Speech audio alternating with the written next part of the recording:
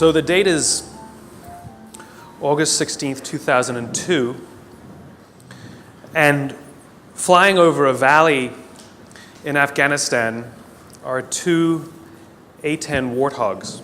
An A-10 is a heavily armored, low-flying, slow aircraft designed to provide ground cover for troops on the ground. And on this night, it's a very, very cloudy night. The storm's in the area, and these two planes hanging up above, just waiting in case anybody down below needs help. Up there, it's gorgeous. The moon is bright. There's thousands of stars in the sky. The clouds look like the snow had just fallen. Down below in the valley, however, there were 22 Special Operations Forces troops trying to make their way through the country, and they could feel that something was wrong. They felt uneasy. One of the pilots up above, call sign Johnny Bravo, and yes, he stands like this. He could feel their unease listening to them over the radio, so he decides he was going to go down below the cloud and just have a look. He tells his wingman, hang out up here, I'll go see what there is. And he points his plane down into the clouds. And as he's going through the clouds, the call comes over the radio. Troops in contact. Troops in contact is what they say when they come under effective fire. It means they're in trouble. So now Johnny Bravo points his plane straight down. The plane's getting thrashed about in the turbulence. And when he comes out below the clouds, he's less than 1,000 feet off the ground, and he's flying in a valley, cliffs on both sides. Now, this is only 2002, and the planes were not yet equipped with ground-hugging radar, and worse, they were using old Russian maps. That's all they had at the time. And the sight that greets him is something like he's never seen before, not in training and not in the movies. He sees tracer fire coming from all sides of the valley, pointed right in the middle where the American forces are. And so he picks a point and starts to lay down suppressing fire. And he's flying, and he's in danger of hitting the cliff, of course. He knows his speed, he knows his distance from the map, and he literally counts out loud while he lays down the suppressing fire. 1, 1,000, 2, 1,000, 3, 1,000, 4, 1,000, 5, 1,000. Pulls hard on the stick, pulls back up into the cloud, comes down around again. 1, 1,000, 2, 1,000, 3, 1,000, 4, 1,000. Good hits, it says over his radio. And again, he comes around. 1, 1,000, 2, 1,000, 3, 1,000, 4, 1,000, 5, 1,000. He runs out of ammunition. Fuel is fine. Flies back up to the top of the cloud, tells his wingman, you need to get down there. His wingman isn't sure about the conditions, so the two of them fly back down together. His wingman lays down the suppressing fire, and Johnny Bravo counts as they fly 3 feet apart from each other, wing to wing. 1, 1,000, 2, 1,000, 3, 1,000, 4, 1,000, 5, 1,000, up and around again. 1, 1,000, 2, 1,000, 3, 1,000, 4, 1,000, 5, 1,000. That night, 22 Americans went home alive with 0 casualties. My question is where do people like Johnny Bravo come from? Who are they? Who would risk their lives for others so that they may survive? I asked Johnny Bravo. I asked him, why would you do it? Why would you risk your life so that others may survive? And he gave me the same answer that everybody in his position gives, because they would have done it for me. Now, if you think about it, in the military, they give medals to people who are willing to sacrifice themselves so that others may gain. In business, we give bonuses to people who are willing to sacrifice others so that we may gain. We have it backwards. Wouldn't you like to work in an organization in which you have the absolute confidence, the absolute knowledge that other people that you may or may not know who work in the same organization as you would be willing to sacrifice themselves so that you may survive?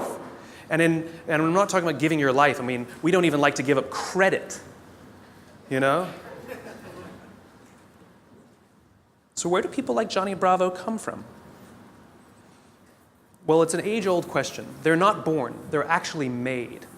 If you look at the human animal is like a machine.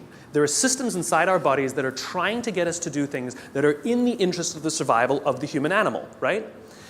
Just like in a business, in a company, if you want people to do something, you offer them some sort of positive or negative incentive to direct the behavior, right? So if you want people to achieve a certain goal, you offer them a bonus if they achieve that goal, and they'll work towards that goal because they want the bonus. It's a very simple system. The human body works exactly the same way. It works exactly the same way. Inside our bodies are chemicals that are trying to get us to do things that are in the best interest of us. If you've ever had a feeling of happiness, pride, joy, love, fulfillment, All of these feelings that we have are chemically produced feelings. And they're produced by 4 chemicals predominantly. These are basically responsible for all of the feelings that I would generically call happiness. They are endorphins, dopamine, serotonin, and oxytocin, EDSO. These 2 chemicals, endorphins and dopamine, I like to call these the selfish chemicals because you don't really need anybody's help to get them, right? Let me tell you a little bit about what they are. Endorphins. Endorphins are designed to do one thing and one thing only: mask physical pain. That's it. That's what they do. If you're a runner, if you've ever gone and done heavy exercise, you've heard of an endorphin rush or a runner's high. Basically what's happening is when that runner's out there pushing their bodies harder than they've ever pushed before, they feel good. And when they're done with their run, they feel fantastic. And then an hour later, they're in pain for damage they caused their muscles an hour before, right? This is what endorphins are designed to do. They're designed to mask physical pain. The caveman reason for this stuff, because this stuff is all from 50,000 years ago, understand, Homo sapien existed at the same time as other hominid species, and yet we survived and they didn't. What is it about this species that's so good at survival and thriving? Look at the world we've built. It's not just that we're smart. We're certainly not the strongest and we're certainly not the smartest. It's that we're social animals. We have to do things together. We have to look after each other, and we have to work together to ensure that we survive, that we do well. This is how we're designed, right? These chemicals are trying to make that happen. So in these caveman times, 50,000 years ago, Paleolithic era, we had to eat. We're not the strongest, we're not the fastest. But there's one thing that the human animal is made for: endurance. We could track an animal for hours and hours and hours and miles and miles and miles. And if we were tired, we'd keep going. And if we got injured or we had to bring the food back to the cave, we'd continue to do it. And it was so good, it felt so good, that maybe we'd even volunteer to go hunting the next day, just like we get addicted to exercise, right? Oh my God, it was so much fun yesterday. I will totally go hunting tomorrow, right? Good system for the survival of the group. Good system.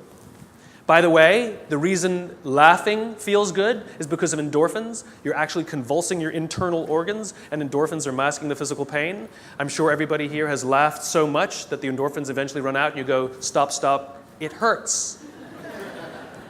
Endorphins, they feel good. Dopamine. Dopamine is the feeling that you found something you're looking for, or that you accomplished something you set out to accomplish.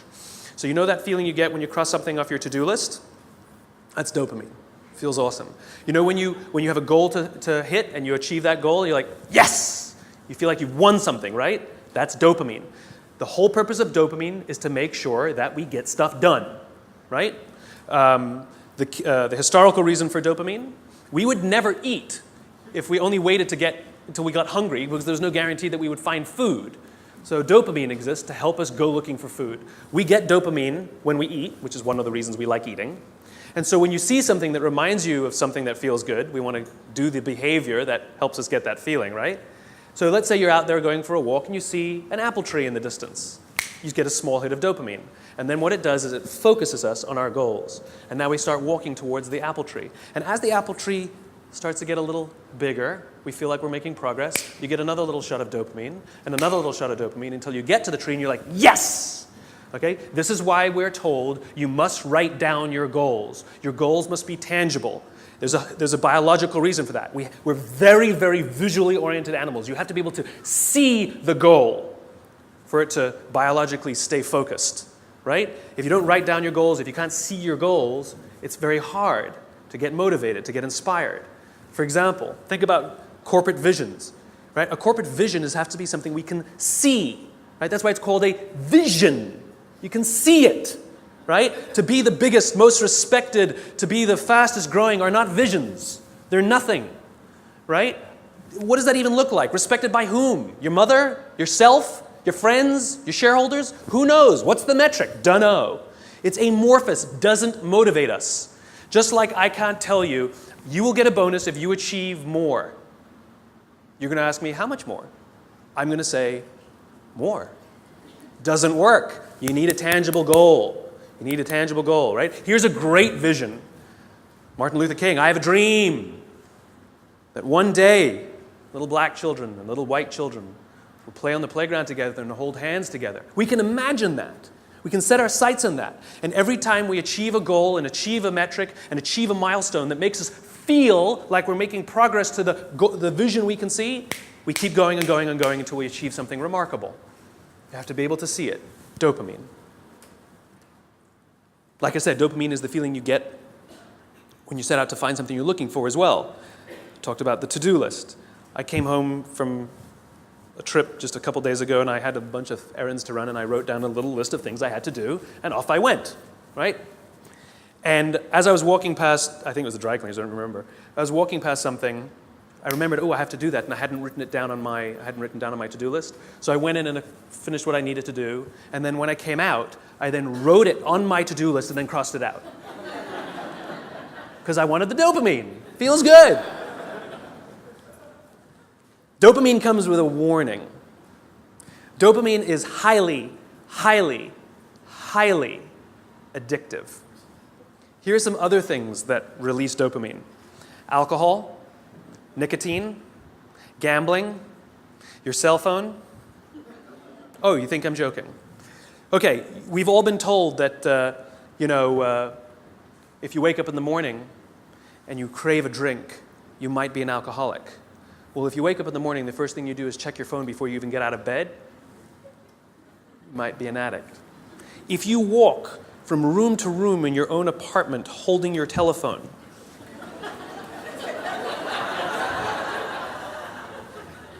you might be an addict. When you're driving in your car and you get a text and your phone goes beep. We hate email, true. We love the beep, the buzz, the ding. Oh. Right? You'll be there in 10 minutes, and yet you have to look at it right now. You might be an addict. And even if you read it and it says, are you free for dinner next Thursday, and you have to reply immediately, you can't wait the 10 minutes, you might be an addict. And for all you Gen Ys out there who like to think that you're better at multitasking because you grew up with the technology, then why do you keep crashing your cars when you're texting? You're not better at multitasking, you're better at getting distracted. In fact, if you look at the statistics, ADD and ADHD have, diagnoses of ADD and ADHD have risen 66% in the past 10 years. Okay, ADD and ADHD is a frontal lobe disorder, right? Are you telling me out of nowhere 66% of our youth have a frontal lobe problem? Where did that come from? No, it's a misdiagnosis, right? What are the symptoms of a dopamine addiction to technology?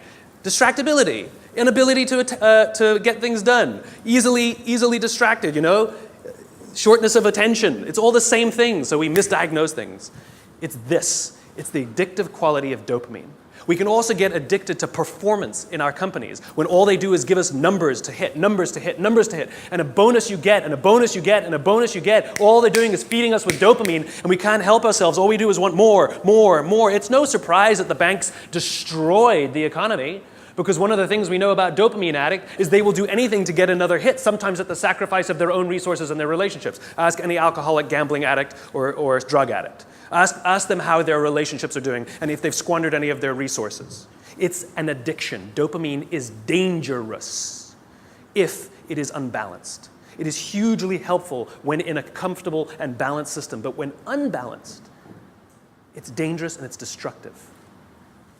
You don't need anybody's help to get these. Go for a run, achieve your goals, you'll get dopamine. You'll get endorphins. But you won't have any feeling of fulfillment or love or trust. That's where these come in. These are attempting to manage these. This is what makes our society great. This is where people like Johnny Bravo come from. It's because of these two chemicals that leaders really fulfill their great responsibility. Outside in the world is danger at all times, for various reasons. In caveman times, that danger may have been, a saber-toothed tiger. It may have been the weather. It may have been a lack of resources. It may have been, who knows, any number of things. Things that with no conscience are trying to kill you. They want to end your life. And so how do we survive? We work together. And together, we come together in our groups, in our companies, in our tribes, to feel like we belong, to be around people who believe what we believe, so that we may feel safe. When we're surrounded by people who have our best interests in mind and we feel safe, we will organize ourselves and cooperate to face the dangers externally. Don't forget, the outside dangers are a constant. In a modern world, the outside dangers may be your competition that's trying to put you out of business, or at least steal your business. It might be the ebbs and flows of the economy. It might be terrorism. All of these unknowns, all trying to put you out of business, take away your job, take away your livelihood, end it for you. Nothing personal. It's a constant. Inside our organizations, the dangers we face are not a constant. They are a variable. And they are the decisions of leadership as to how safe they make us feel when we go to work. This is the job of leaders. Aesop said it better than I can. There's an Aesop fable about 4 oxen that stand tail to tail. And whenever the lion tries to eat them, no matter what angle from which he attacks, he will always be met with horns. However, due to infighting and disagreements, they separate and they go and graze in different parts of the field. And one by one, the lion picks them off and kills them all. When we stand together, we can more easily face the dangers outside. When we break up inside our companies, if our leaders don't allow us a space to feel safe inside our own companies, to feel like we belong, then we're forced to exert our own energy to protect ourselves from each other. And, by the way, expose ourselves to greater danger from the outside. If you have to worry about politics, if you have to worry about someone stealing your credit, if you have to worry about your boss not having your back, think about the energy you invest, not in your business, not in the products you're trying to develop, not in your work, not in how great you're producing, not in your creativity, but in just keeping yourself feeling safe. This is destructive. The responsibility of leadership is 2 things. 1, to determine who gets in and who doesn't get in. This is what it means to start with why. What are our values? What are our beliefs? Who can we allow in? Second thing is to decide how big this is. How big do we make the circle of safety? How big do we make the circle of belonging? Do we keep it around just our C-level executives and call it an inner circle and allow others to try and fend for themselves and maybe try and get into our inner circle? Or do we extend it to the outermost edges of the organization? Great leaders extend the circle of safety, the circle of belonging, out to the outermost edges. So the most junior person feels like they belong, feels safe, feels like they have top cover from somebody like Johnny Bravo.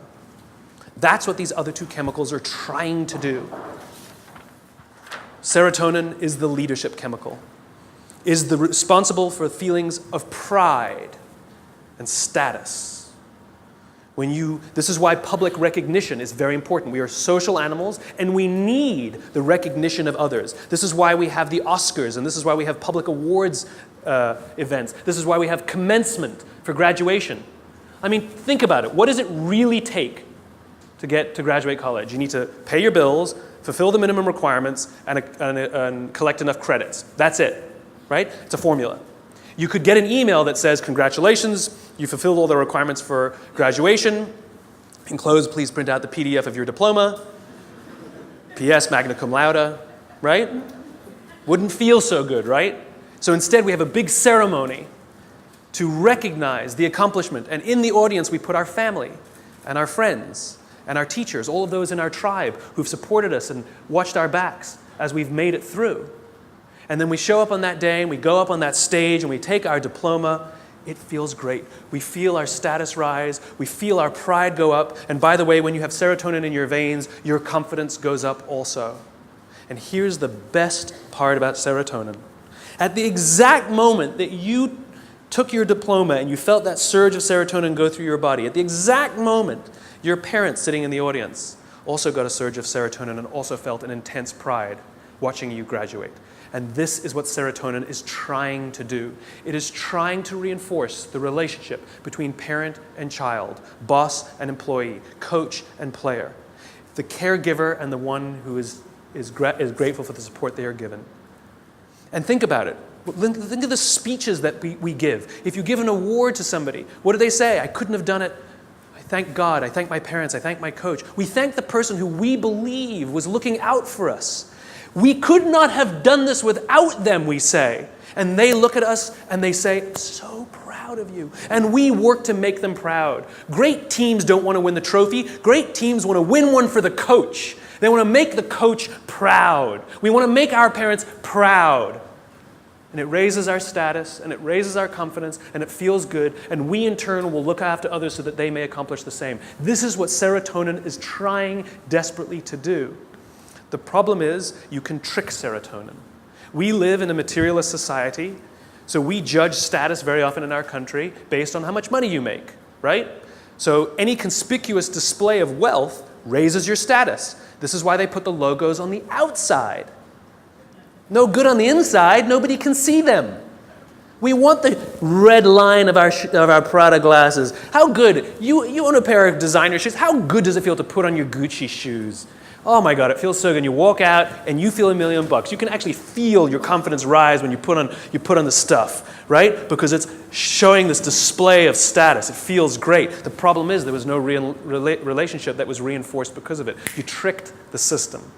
That's why we keep trying to accomplish things and accumulate more and more material goods, and yet we never feel successful because there was no relationship. We tricked it. We gamed it. Serotonin is the leadership chemical. The reason I call it the leadership chemical is a historical reason, a very simple historical reason. We had a very practical problem as our animal was developing, as the Homo sapien was developing. We lived in communities of about 100 and 150 people. And there's a very practical issue, which is if we're hungry and somebody brings back food and drop a carcass on the floor, we're all going to rush in to eat.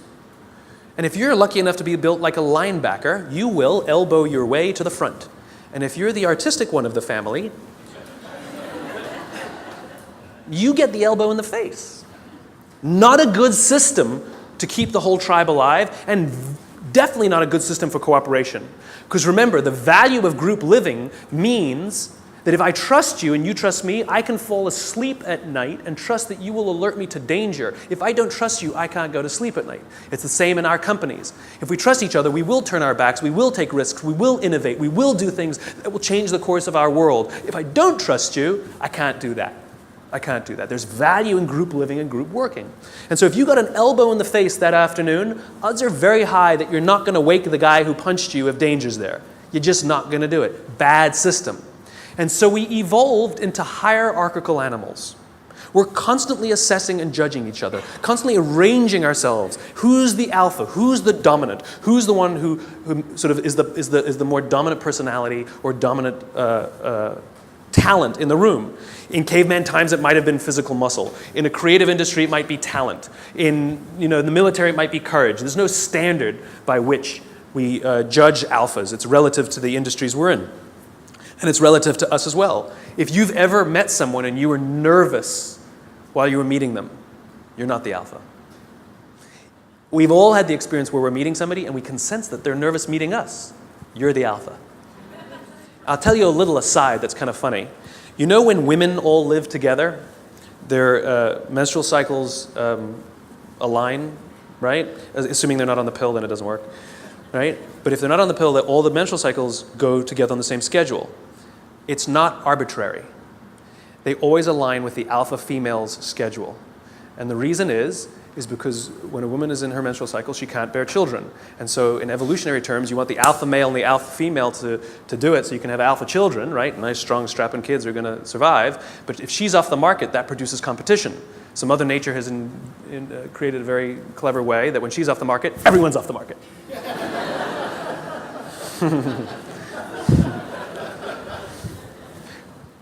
Back to the talk. So we're constantly judging and assessing each other who's alpha, right? And what we do is when we assess that someone else is the alpha, we voluntarily take a step back and allow them to eat first. Alphas get first choice of meat and first choice of mate. Good system. Good system. The alpha gets to eat first. The rest of us may not get the best cut of meat, but we will get to eat eventually and we won't get an elbow in the face. Good system. We'll happily alert them to danger later. Good system. This is why we're constantly trying to raise our status, is because there are benefits to being the alpha. People will do things for us and step back and offer us favors, right? We to this day, we're perfectly comfortable giving special treatment to our alphas. No one has a problem that your boss makes more money than you. You might think he's an ass, but you don't have a problem that he makes more money. Nobody has a problem that somebody who outranks us at work has a bigger office than us. Doesn't offend us. It is deeply ingrained in us. We happily step aside and allow our alphas first choice of meat and first choice of mate. It's good to be the king. There are advantages that come with being the alpha. You get special treatment. You get to eat first. People show you love and respect. It boosts the serotonin. You walk around like this. It boosts your confidence. It's awesome.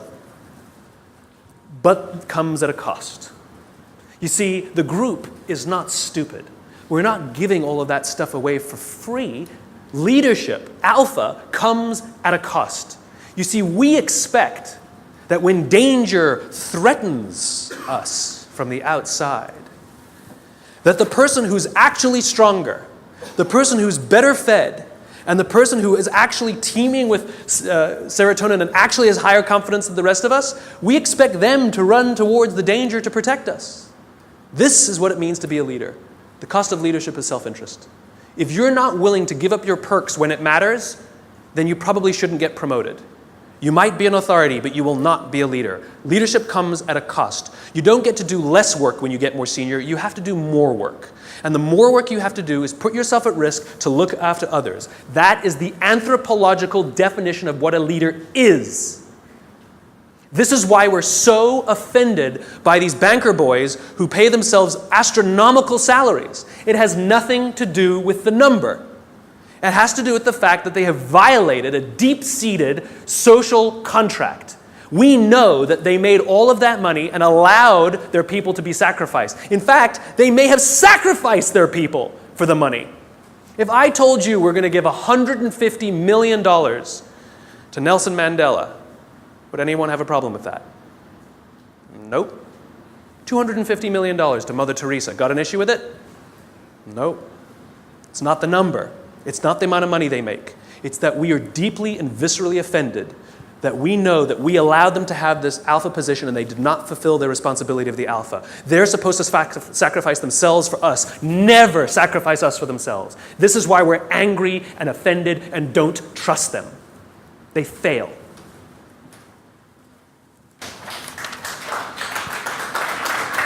Oh, there's more. Oxytocin. This is the best chemical of all. Oxytocin is the feeling of love and trust and friendship. It's all the warm and fuzzies. It's all the unicorns and rainbows. It's the reason we like to spend time with our friends even if we don't do anything with them. We just sit and watch TV. We love their company. I promise you, nearly every single person sitting in this room today chose the person they're sitting next to. You're not sitting next to a stranger. You're sitting next to somebody you met, came with, or kind of know a little bit. Why? Because it makes you feel safer, doesn't it? If you got up and went and sat next to strangers, it wouldn't feel so good. That's the feeling of oxytocin. Oxytocin is that intense feeling of safety that someone's got your back. There are multiple ways you can get oxytocin. One way to get it is physical contact. Hugging feels wonderful. Right? When women give birth to children, huge surge of oxytocin in their body. This is what's responsible for the mother-parent, the mother-child bond. Right? It's all that oxytocin in the system. This is why shaking hands matters. Imagine you're doing a deal with someone, and you're ready to sign the contract, and you say, "I'm so excited to do business with you."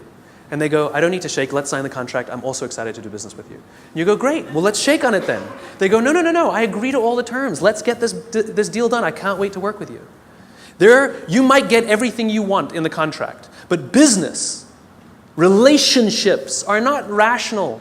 They're about feeling safe, they're about feeling we belong. It's human. And one of the ways we want to know that relationship is solidified is with physical touch. Their simple refusal to touch you, to exchange that oxytocin, means one of two things will happen. You will either completely scuttle the deal, or you will go into it nervous. Human bonds matter. Another way you can get oxytocin is through acts of human generosity. An act of human generosity is defined as giving of your time and energy and expecting nothing in return. Money doesn't work, sorry. If I told you that this morning I gave $1,000 to charity, what would you think of me? You'd be like, good for you. What, do you want a medal? But if I told you that last Saturday I gave up my day and I went and painted schools in the inner city, then what would you think? You'd be like, nice, cool, I should do more, right? The value of my labor, much less than $1,000, could have hired many more people for $1,000 to go paint schools in the inner city. But you see, as human beings, we put a premium on time because it is an equal commodity and it is a non-redeemable commodity. You spend money, you make money. You spend time, you'll never get it back. Some of you are sitting in this room right now saying, I will never get this time back. I got nothing for you. So we put a premium on people who give us their time and energy. A leader who says to you, I'll pay for something for you, is not a leader. A leader who comes and sits down next to you and says, how can I help you, is a leader. I was talking to some oil executives, and they were trying to convince me that they really care about how fulfilled and how happy their employees are at work, to which I said, no, you don't. And they said, no, we do. And I said, no, you don't. And they said, yeah, we do. You see how this went. And I said, I bet you hired some high-priced consultancy to come and do a web survey about whether people like their jobs or not. And they said, well, we didn't hire a consultancy. I said, okay, so it's kind of like sending your son an email, right? Dear son, your mother and I care that you feel like a valuable part of this family. Please tell us candidly what we can do better so that you feel like you belong here because we really love you. Love, Dad.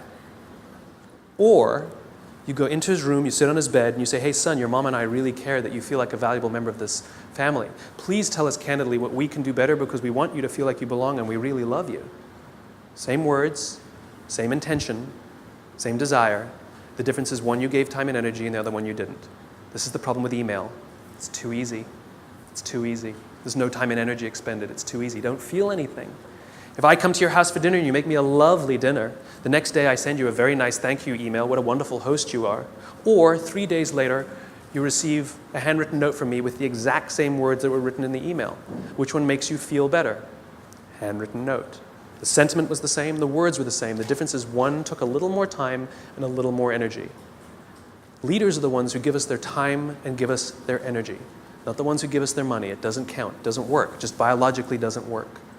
This is how you get oxytocin, doing nice things for people that require that you sacrifice a little bit of time, a little bit of energy, something you will never get back. And if you expect something in return, then you weren't really giving in the first place. You take someone out for dinner because you want them to hire you, you're not really taking them out for dinner. You want something in return. It's just a protracted transaction. It's not relationship building. It's nonsense. I was walking down the streets of New York, true story, and the guy in front of me, his backpack opened and a bunch of paper spilled out on the street. Didn't think much of it. I bent down, gathered the papers up, handed them back to him, and pointed out that his bag had opened. I did a small act of generosity for somebody. I got a small burst of oxytocin. I felt good. Also, the person on the receiving end of the act of generosity feels good. They get a shot of oxytocin. He felt good. He says thanks. I get to the end of the block, and I'm standing waiting to cross the street. And a guy who also happens to be standing waiting to cross the street turns around, true story, turns around and says to me, I saw what you did back there. That was really cool. As it turns out, witnessing acts of human generosity release oxytocin. Remember, our bodies are trying to get us to repeat behaviors that are in our best interest, and it's making us feel good when we see or do acts of human generosity so that we will do them. In fact, the more oxytocin you have in your body, the more generous you actually become. In other words, the more you do, the more you want to do. It gets better than that. Lots of oxytocin in your body inhibits addiction. It makes it very difficult to get addicted to something when you have lots of oxytocin in your body. It actually inhibits addiction. It boosts your immune system. It makes you healthier. That's why happy people live longer. It's why couples live longer. Oxytocin, it actually is good for us. It increases our ability to solve problems. It increases our creativity. It's really good for us, and it's not addictive. It just feels great. It takes time to build up, though. You know, if I went on a date with a girl the other day, it was a first date, we totally got along great, we're going to get married. Why are you laughing? That's my social life. The reason you laugh is because you inherently know that I cannot form a bond of trust strong enough to get married in 7 days. You know that. Why don't you go on a couple more dates? Right? Inherently, you know that. Right? But if I told you that I've been dating somebody for 7 years and we're not married yet, what do you say? What's wrong? In other words, we know that that bond of trust takes more than 7 days and less than 7 years. Don't know how long it takes, though. So when you start a new job and you're really excited to work there and they're really excited to have you, don't quite feel like you belong. You don't quite feel like you're trusted yet, right? Even though you were really excited and they're really excited, it takes time. And you have to do little acts of generosity and make little sacrifices, do little things for people. Not big risks, small risks. It's like dating. You know, you don't start by buying them a diamond. You start by taking them for lunch, buying them a drink, you know? Little bits. Then they take you out, or you take them out again. You do something a little bigger. Then you do that in a movie. Then they come over, and then you buy them flowers, and then you say, I love you. And one day you wake up in the morning, it's like you press this belief button. You just, I'm in love. I don't know when it happened. It just clicks, and you feel like you belong. Same thing at work. Same thing at work. It just clicks, and you feel like you belong because you got enough oxytocin built up in your system. We don't allow this to happen. We're too busy sending emails. We're too busy sending emails. The next time you want to tell somebody something, email is fantastic for the exchange of information, right? It's fantastic. Here's the report you wanted. The meeting's at 4 o'clock. Fantastic. What did you think of my idea? Do not reply on an email. That's an emotional question. Email is a rational tool. You get up from your desk. You walk the 30 feet. And you say, wanted to tell you what I thought of your idea. And I promise you, not only will that information be better received, but you will start to create relationship because oxytocin starts to get released. If you can't get up and walk 30 feet, pick up the telephone. I've done it. It's an amazing thing. You pick up the phone and you go, hey. They're like, hey, what's the matter? They're like, no, I'm just replying to your email. Wanted to tell you what I thought. What? And people who tell me, but I need a paper trail, have the conversation, hang up and say, just to confirm what we talked about, boom, there's your paper trail. The reason we get so many emails is because we reply to them all. And 12 emails are sent, and then somebody misunderstands something, and somebody gets angry, and then you have to pick up the phone and deal with it anyway. Do it at the beginning. Quicker, easier, better. Biology. Give your time and give your energy. And this is why leadership is really difficult, because you can't give it to everyone because you don't have enough to give to everyone. You just can't.